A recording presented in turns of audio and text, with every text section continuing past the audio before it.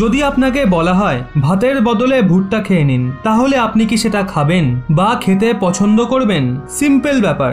আপনি তখন বলবেন ভাতের বদলে ভুট্টা কিভাবে খেতে পারি। হ্যাঁ, তবে যদি আপনি খাওয়ার লোভে পড়ে যান তাহলে হয়তো ভুট্টা খেলেও খেতে পারেন। ঠিক এমনই হাল হয়েছে উত্তর কোরিয়ার মানুষদের। আজ্ঞে হ্যাঁ, ওই কিম জং উন শাসিত উত্তর কোরিয়া, যেখানকার খবর খুব কমই বাইরে বেরোয়। উত্তর কোরিয়ার বর্তমান একটা খবর হলো সেখানে খাদ্যের অভাবে মহামারী দেখা দিয়েছে। ওখানকার মানুষরা একটু খাবার পাওয়ার জন্য ছটফট করছে। উত্তর কোরিয়ায় ব্ল্যাক টির একটা ছোট প্যাকেটের দাম $70, মানে প্রায় 5167 টাকা। কফির প্যাকেটের দাম $100, মানে $7381 টাকা। 1 কিলো কলার মূল্য $45, মানে প্রায় $3300 টাকা হয়ে গেছে।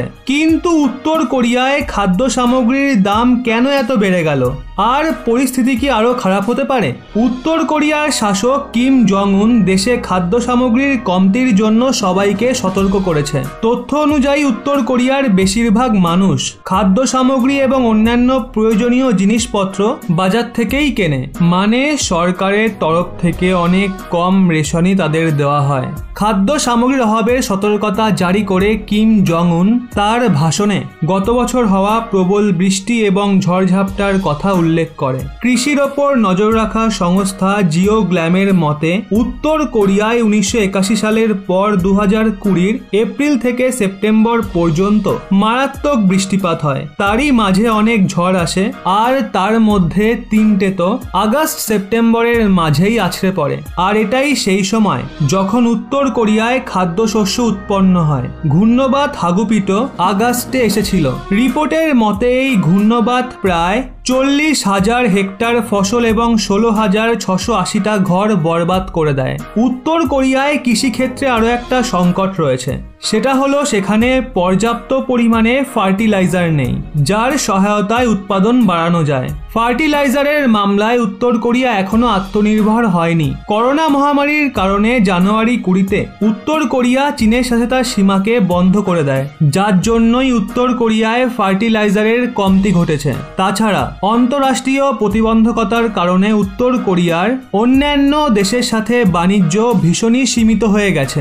চায়না উত্তর কোরিয়ায় $2.5 থেকে $3.5 বিলিয়ন পণ্য রপ্তানি করে, কিন্তু গত বছর চীন কেবল $50 কোটি পণ্য রপ্তানি করেছিল।